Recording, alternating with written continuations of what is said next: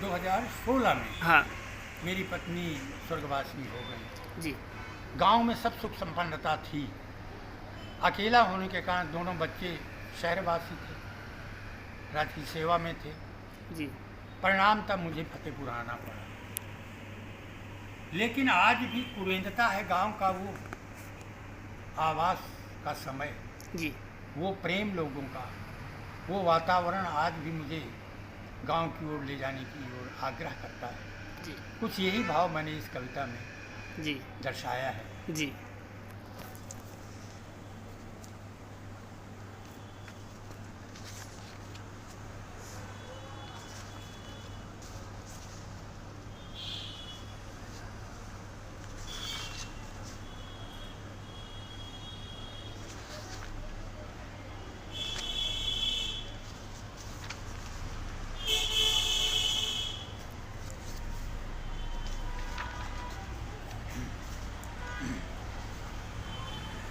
अपना घर गांव प्यारा बुलाता मुझे, जी अपना घर गांव प्यारा बुलाता मुझे।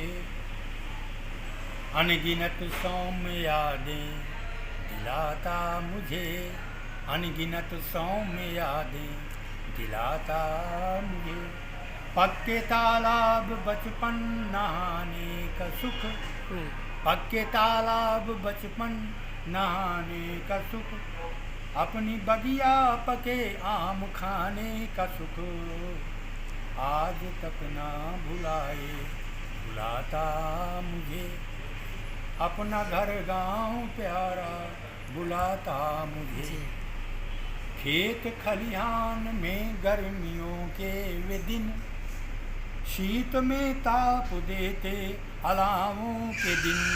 जी भीड़ का ये शहर, भीड़ का ये शहर ना सुलाता मुझे, अनगिनत सौम्य यादें दिलाता मुझे। फिर देखें वहाँ संगीत का क्षेत्र गढ़ था हमारा गांव। जी संगीत के क्षेत्र में बहुत से नामी गिरामी जनपद में, यानी अंतर जनपदीय ख्याति लब्ध गायक थे पूरन सिंह जी, उनको भी हमने इसमें अमर कर दिया है। जी भुल्ली सिंह का फाग महेशा सोहर गीत पंवारा। वाह महेशा नानी थी, जी स्त्री थी, और कहीं किसी के लड़का होता तो सोहर गीत गाने के लिए वो बुलाई जाती थी। जी छोटे बड़े सभी के परिवारों में जाती थी बेचारी और गीत गाती थी। भुल्ली सिंह का फाग महेशा सोहर गीत पंवारा, और सैकू का शहनाई बादन मैकू का नक्कारा। वाह सैकू वाह का बहुत सुंदर। शहनाई बादन मैकू का नक्कारा। सिंह पूरन का सरगम वाह झुलाता मुझे, जी सिंह पूरन का सरगम झुलाता मुझे। अपना घर गांव प्यारा बुलाता मुझे। अब अपने घर की क्या स्थिति है? द्वार बगर में खड़ी नीम की सघन शीतली छाया। वाह द्वार बगर में खड़ी नीम की सघन शीतली छाया, और प्रातः पूजा के प्रसाद सी उषा से ऊर्जा पाया। था भावों में सुख अब रुलाता मुझे, था अभावों में सुख अब रुलाता मुझे। गाँव मेरा घर गाँव प्यारा बुलाता मुझे। बहुतायत थे गांव कभी धनिक सेठ पैसा वाले, बहुतायत थे गांव कभी धनिक सेठ पैसा वाले, और गिरकर खंडहर बनी हवेली कहीं लटकते ताले। घर कर खंडहर बनी हवेली कहीं लटकते ताले, मन मलिन आंसुओं से धुलाता मुझे, मन मलिन आंसुओं से धुलाता मुझे। अपना घर गांव प्यारा बुलाता मुझे। नव विकास के नेक बहाने आत्मा उजड़ गई, नव विकास के नेक बहाने आत्मा उजड़ गई, और शांति सुजनता तथा स्नेह की श्वासें उखड़ गईं।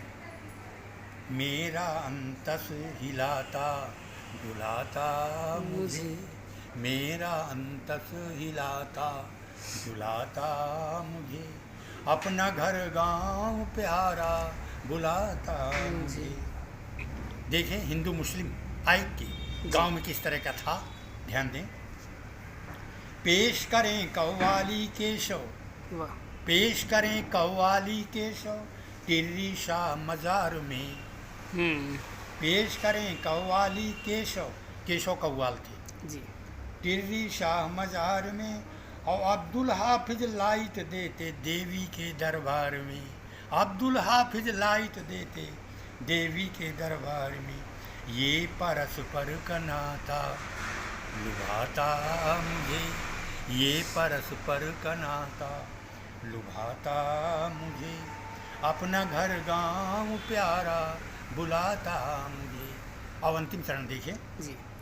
मौला के अमरूद तथा भग्गू बाबा के बेर, मौला के अमरूद तथा भग्गू बाबा के बेर, और गुरु वैश्य के गरी छुहारे, किराना राजा सेठ थथेर। ये हमारे पुरानी किराना की दुकान रखने वाले थे जी। और तो मेरा बचपन था जी। उस समय का ध्यान आ गया। मौला के अमरूद तथा भग्गू बाबा के बेर, और गुरु वैश्य के गरी छुहारे, किराना राजा सेठ थथेर।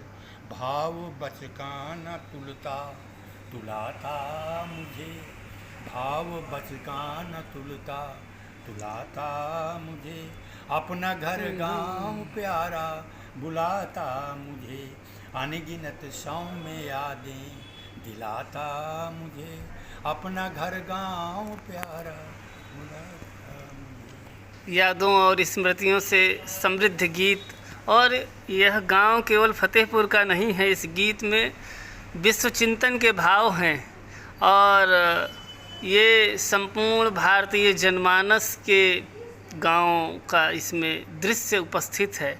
बहुत सुंदर, बहुत अच्छे भाव हैं, और पूरी गांव की याद आ गई। गांव की जो मिट्टी की सुगंध होती है, एक एक करके आपने सबको पिरो दिया है इस गीत में।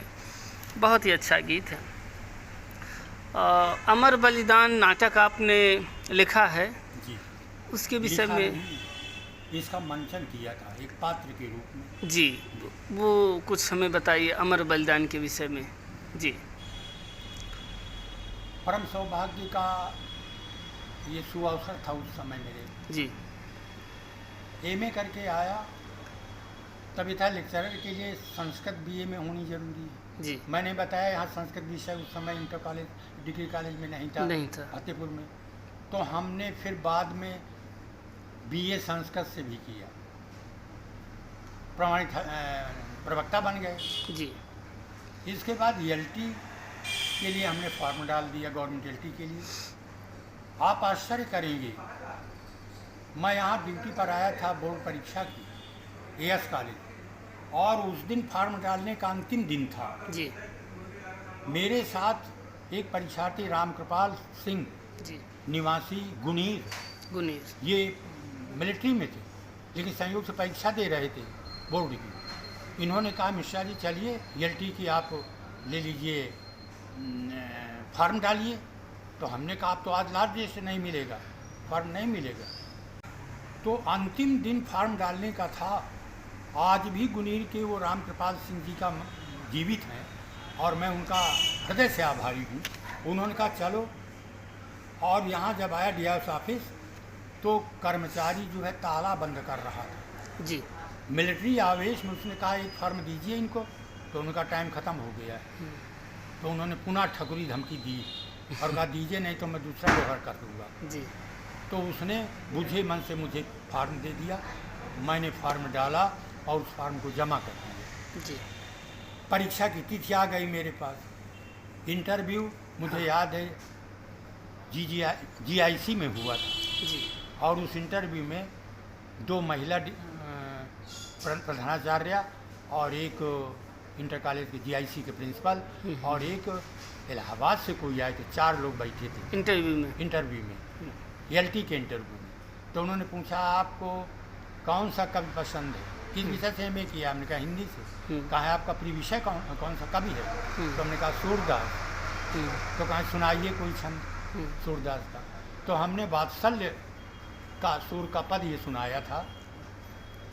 यशोदा हरि पालने झुलावे, यशोदा हरि पालने झुलावे, हल रावे दुलराई मल्हावे, हल रावे दुलराई मल्हावे, जोई सोई कछु गावे। मेरे लाल को आओ निदरिया, जी काहे न बेग सुआवे, तो को कान बुलावे।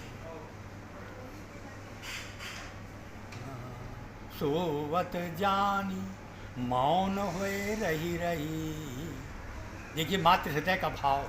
जी सोवत जानी मौन हुए रही रही, करी करी सैन सैन बतावे, जो सुख सूर अमर मुनि दुर्लभ, वाह जो सुख सूर अमर मुनि दुर्लभ, सो नंद भामिनी पावे, यशोदा हरि पालने झुलावे। मैंने भाव भी बोरो करके उन सब लोगों के सम्मुख यही गीत सुनाया और मैं सेलेक्ट हो गया। फिर 100 नंबर का एक लिखित पेपर दिया।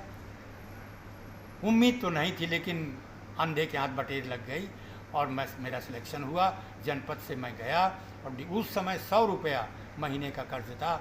घर की आर्थिक स्थिति अच्छी नहीं थी, फिर भी मैंने LT किया और वहाँ पर भी मैंने खेल के उसमें अमर बलिदान नाटक, वहाँ पर अच्छा गांधी शताब्दी वर्ष था, जी तो ऑल इंडिया मीट हुआ था।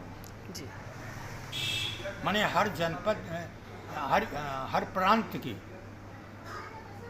LT सेंटर्स के छात्र आए थे, अच्छा खिलाड़ी आए थे और सांस्कृतिक कार्यक्रम की प्रस्तुति भी थी। और हमने डॉक्टर देवेंद्र तिवारी जो DDR थे प्रशिक्षण, जी उनके सानिध्य में हमने अमर बलिदान नाटक तैयार किया था। उसमें एक पात्र मैं भी था। आपने अभिनय किया उसमें? जी हाँ, उसमें अभिनय किया मैंने। जी जी जी। और फिर उसमें हम प्रथम आए थे, हम लोगों के फ़ोटो लिए गए थे, पुरस्कार भी हम लोगों को मिला था। और विशेष प्रशंसा की बात ये कि उस पीरियड में चूँकि देवेंद्र तिवारी स्वतः एक कवि थे, जूनियर कक्षाओं में उनका पहला अष्टोमा सदगमय गीत पुस्तकों पाठ्य पुस्तकों में है। हाँ, है। दूर सत से रहें, बने हम सतपथ के अनुगामी, राग द्वेष से मुक्त रहें, हे जड़ से तन के स्वामी।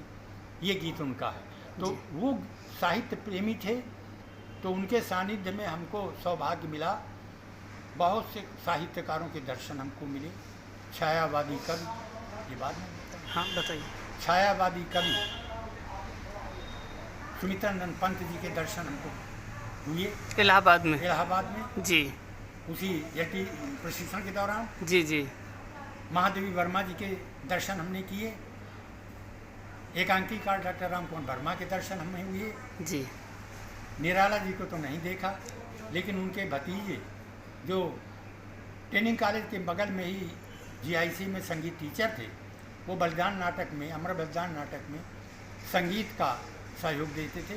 उनके दर्शन पा करके मैं अपने को धन्य मानता हूँ कि मानो मैंने उनके चाचा बाबा निराला जी के दर्शन पा लिए।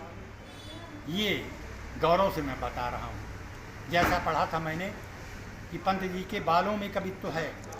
मैंने उनको जब देखा, क्लीन सेव शरीर, गोहरा चेहरा और घुंघराले बाल आज भी मुझे नेत्रों में समाहित है।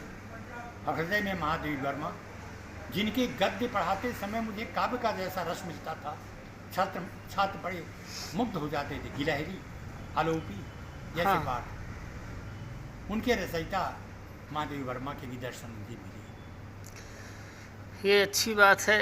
ये हमारे साहित्य के बहुत महत्वपूर्ण कवि हैं और बहुत महत्वपूर्ण लिखा है उन्होंने।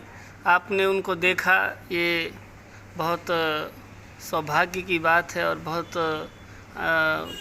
अनुभूति का विषय है कि आपने देखा है। हमने तो इन्हें देखा नहीं है, केवल किताबों में ही पढ़ा है, लेकिन आपने इनके दर्शन किए, देखा। पंत जी को, राम कुमार वर्मा को, महादेवी वर्मा को। बहुत अच्छी बात है। आपके साहित्य में और आपके व्यक्तित्व और आपके साहित्य, आपके जीवन सबको लेकर के जितनी भी बात की जाए बहुत कम है। इतना विपुल साहित्य आपका है और एक दीर्घ जीवन रहा है आपका, अपने अनुभव रहे हैं। उन सब चीज़ों को हम 1 घंटे 2 घंटे में समेट नहीं सकते हैं। हम में ऐसी प्रतिभा नहीं है कि हम आपके साहित्य और आपके जीवन का अवलोकन कर सकें, लेकिन हमने कुछ बिंदुओं पर, कुछ बातों को लेकर के हमने बातचीत की और आपकी कविताएं निश्चित रूप से बहुत अच्छी कविताएं हैं और यह कविताएं नई पीढ़ी को, आने वाली पीढ़ी को युगों युगों तक नए संस्कार देंगी, नया दृष्टिकोण देंगी, नया जीवन देंगी। उनके जीवन में नैतिक मूल्य और उत्साह और उमंग इन सब का संचार होगा। आप लगातार लिखते रहिए इसी तरह से। हमारी ईश्वर से प्रार्थना है, मंगल कामना है कि आप सदैव स्वस्थ रहिए, अनवरत साहित्य सृजन करते रहिए। आपके द्वारा लिखी गई बहुत सारी कविताएं और गीत हमें लगातार पढ़ने को मिलते रहें। आज ये बहुत महत्वपूर्ण दिन है हमारे लिए। कल दीपावली का पर्व है और जीवन को आप जिस तरह से जिया है आपने और जो कुछ आपके जीवन में रहा है वो साहित्य में उभर करके भी आया है।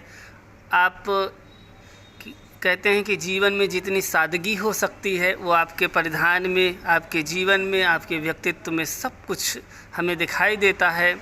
और हम जैसे विद्यार्थी सब आपसे प्रकाश लेते रहेंगे, ऊर्जा लेते रहेंगे, प्रेरणा लेते रहेंगे। और बहुत अच्छा लगा मुझे आपसे आज बात करके। मैं हृदय से आपका आभारी भी हूँ। एक उम्र से छोटे जरूर हो तुम, लेकिन तुम में निश्चय ही एक कांति है, एक प्रभा है। मैं अपने शुद्ध हृदय से आपको आशीर्वाद देता हूँ कि आपका लक्ष्य जो है शोध कार्य ये पूर्ण हो और आप जीवन में उन्नत करते रहें। यही आशीर्वाद ही हम आपको दे सकते हैं और हमारे पास क्या है। गुरुजी, आपने हमें अपना अमूल्य समय दिया। हम आपके सदैव आभारी रहेंगे, आपके सदैव ऋणी रहेंगे। और बहुत बहुत धन्यवाद गुरुजी, आपको बहुत बहुत धन्यवाद। प्रणाम।